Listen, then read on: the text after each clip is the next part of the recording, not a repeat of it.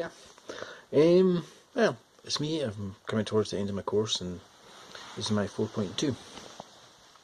Summarise your own personal development and learning during forest schools training process, and explain how and why this may inform your own wider practice. Sorry, I was reading it off the screen at the time. So, yeah, it's been the most amazing course that I've ever done, without a word of a lie. I started off a year ago, just under a year ago, and I've learnt so much, and I've remembered so much, and it's been nice. It's been really, really nice. When I started the course, I'll be honest, I was suffering with depression at the time, and I was on medication for it. By the time I finished the course, I'm off on medication, and I thoroughly love being outdoors. The reason I'm telling you that is because I think when I read Dr. Baird's report about kids and things, it was saying that there was a staggering 1 in 10 kids that was suffering from depression. And I just think, well, this is the effect it's had on me. I'm 44-ish, nearly 45.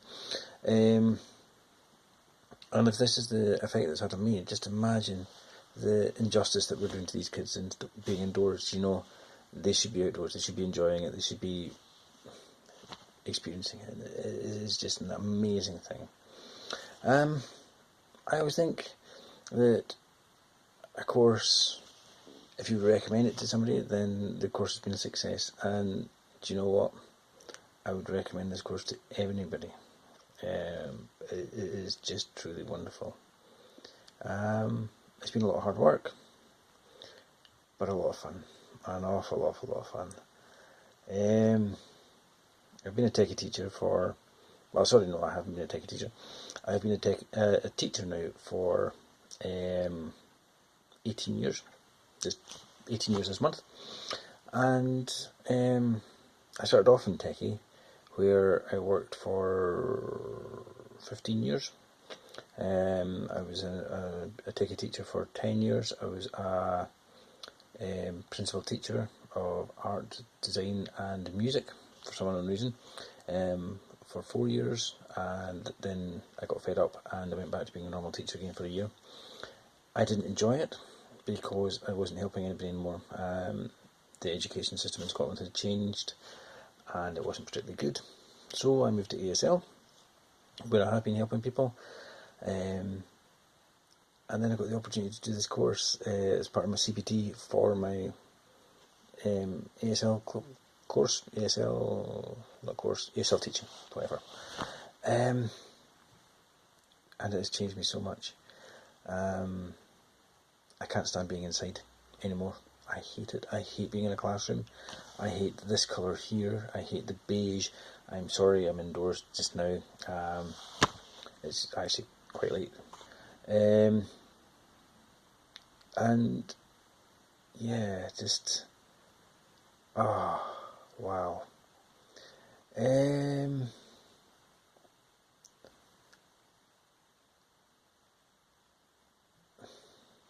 Reflective nature of the work regarding your own approach. Yeah. I work with the most amazing kids now. I have them outdoors, and we do things. I spend my time in the den. I'm sure that you've seen it on Facebook, and I'm fairly certain I'll put it into the portfolio. If not, then I will probably take a video of it and I'll show you. It is the most amazing place to work. It inspires the kids. I almost burst out crying one day. I had goosebumps all over me, really, because one kid had said, "Mr. Perry, this is beautiful."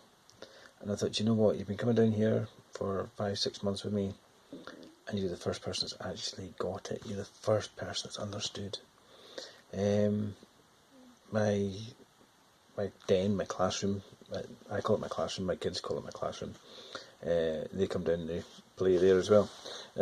My own kids, like, sorry, not school kids. And oh no, I'm running out of battery. It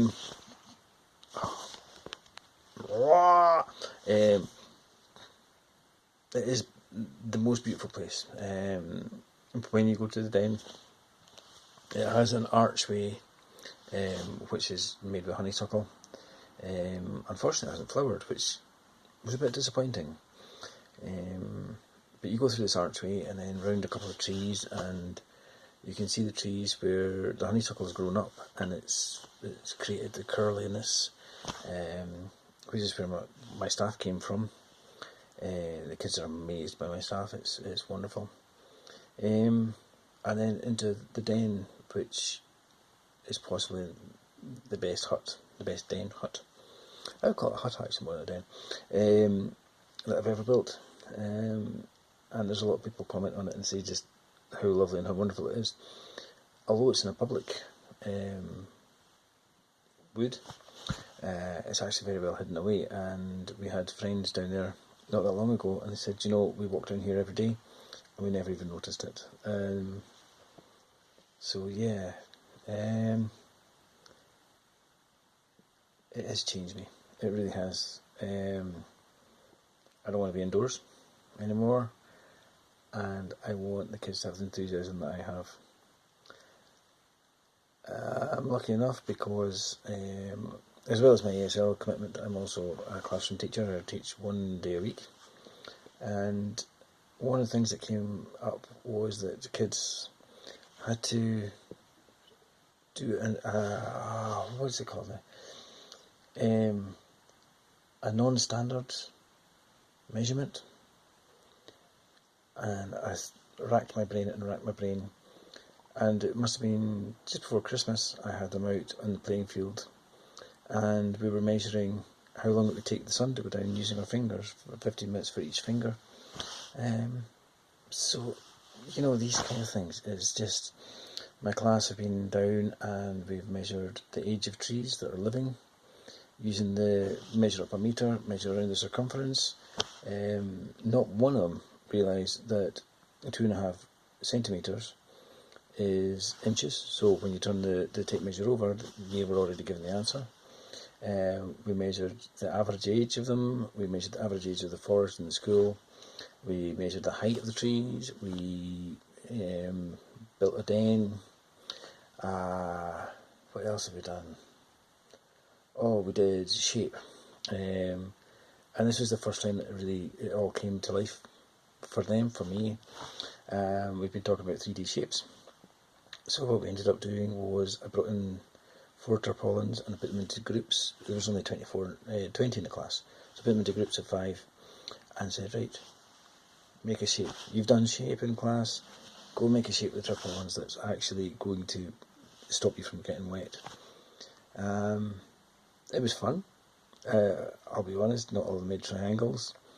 But it was really nice because it brings what they learn inside and we can take it outside and we can show, look, here's a real life experience. Here's a real life demonstration of what it is you've been learning. Okay, you've been learning to divide, go and work out the age of that. So you can't see my hand moving, it's here. We've been doing dividing and things like that. Go and tell me what the age of that tree is. Go and divide that tree by 5, multiply it by 2. Go and divide it by 2.5 if you're clever enough. Well, not if you're clever enough, but if you're like, it was P4 and P5. So the P5s had to go and measure the tree and do it in 2.5s. The P4s measure the tree and then divide it by 5, and then multiply by 2. Couldn't you see an answer? We went to the woods, and one of the most amazing things was we got the Gruffalo book, and we got into the woods, and I started to read it, and I read the first page just at the mouth of the woods, and then we ran to where I knew there was a foxhole, and we read the next page about the fox coming out the hole. We then went on through the woods, way off the path, and we ventured into the woods, and we read the whole story. And when we got to the other end of the woods, there's actually hazelnut. There's a hazelnut bush, and there was hazelnuts which had been eaten by a mouse. So I said to them that this is the story, you know, and I brought it to life for them, and it was really good. It was really nice to see. They loved being in the woods because on the way back we stopped and we saw 3 wee roe deer in the woods, and we saw different birds and things, and we talked about the trees and all that kind of stuff. It was really, really nice. So has it changed my approach to teaching? Yeah, definitely. I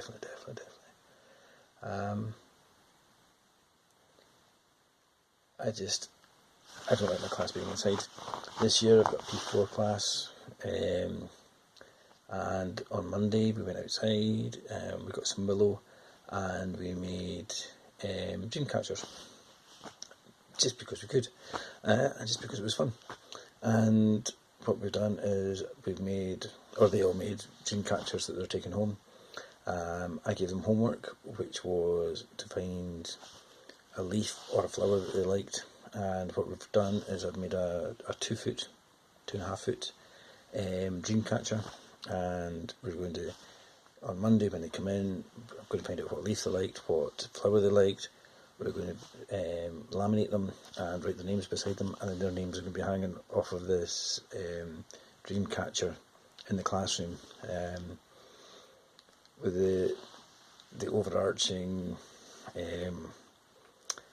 thing that we're catching their dreams, and this is their dreams for the outdoors and things like that. So it's very much embedded in my teaching now. With my ASL classes, I'm lucky enough to have 5 outdoor sessions a week with them, and each one is about an hour and a half long, so it is really nice to get them outdoors as well. These are kids with behavioural issues more than anything, because I'm what classed as enhanced provision, so I do a flexible curriculum for them. So these are kids that aren't coping in class, they aren't coping in school, and it is just lovely to see them out in the wild, to see them out in nature. I was speaking to one today, and they don't even walk to school. They wake up in the morning, they play the PlayStation, they then drive or get driven to school, they come to school, they then get driven back home again, they play the PlayStation, they eat, they go to the beds. And you think, do you know what, you're missing so much. I suppose I was lucky because I was brought up in a place called Aberfeldy, and we had the Birks of Aberfeldy there, and I was forever walking around there. When I was in my mid-teens, I would go down to the River Tay. I would fish, not always with a permit, but I would fish, and we would catch trout. We'd make a little campfire, me and my pals, and we would cook the fish over the fire and things like that. And these are all things that seem to have gone for technology, and it's sad. It is sad. And so, if I can encourage kids, if I can get them outdoors and get them to experience, if they even have half the fun that I've had this year, then, you know, it is good. It is good. What else can I say?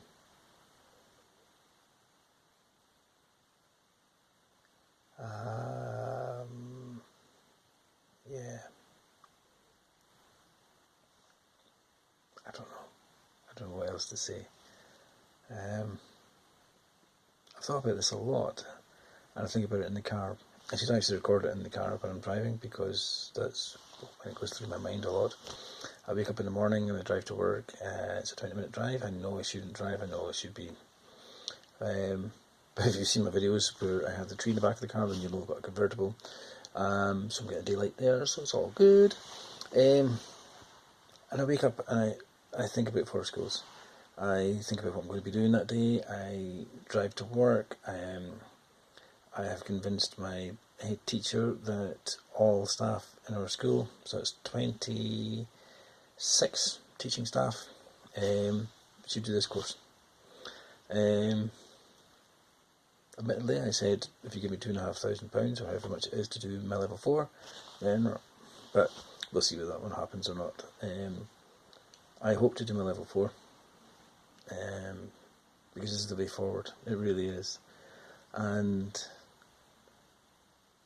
yeah, there's a big drive on at our school at the moment for outdoor learning and health and well-being. And it's quite good because the head teacher said, "You're the man, you're in charge of this, you're in charge of the group." So I've got everybody coming in and asking me what we can do outdoors.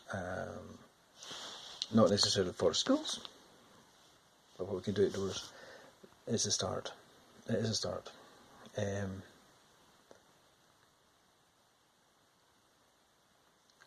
As for my approach, I'm a lot more laid back. As a techie teacher, you had to have things done, and it had to be then, and it had to be then, and it had to be. You had deadlines to meet, and you had to do this, and you had to do that, and every lesson was planned. I'm not saying that it's not planned for schools, but every lesson was planned. Every lesson was do.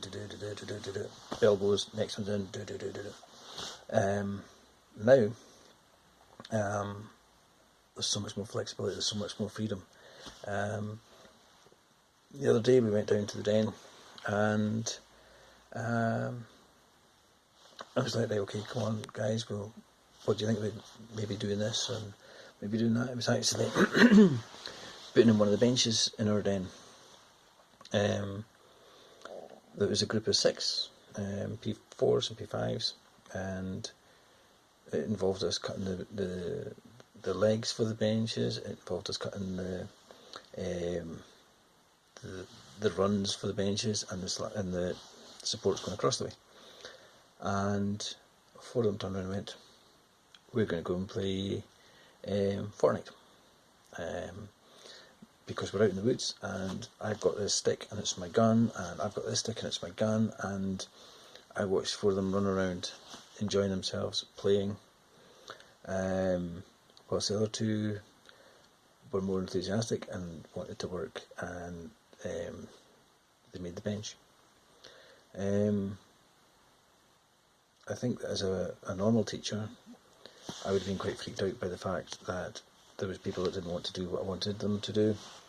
But now it's just par for the course, if that's the right terminology, term phrase.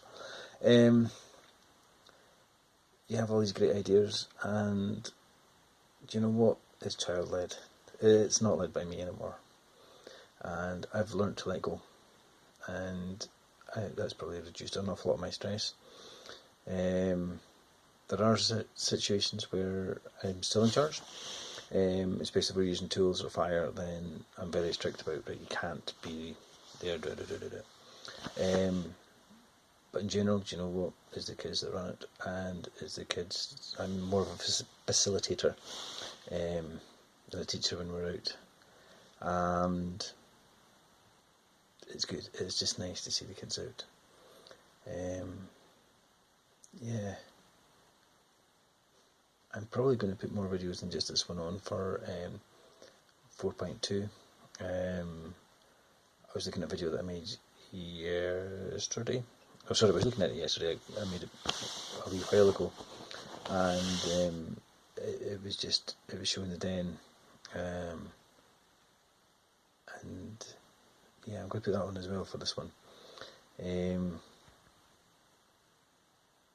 because it's a journal. It's been a journey, and it's been a magical journey. It really has been a magical journey. Anyway, that's me for just now. So thank you for letting me do this course. Thank you for making the course enjoyable. Thank you for opening my eyes. And thank you for everything, really. It's just been fantastic. And see you soon. Bye-bye now.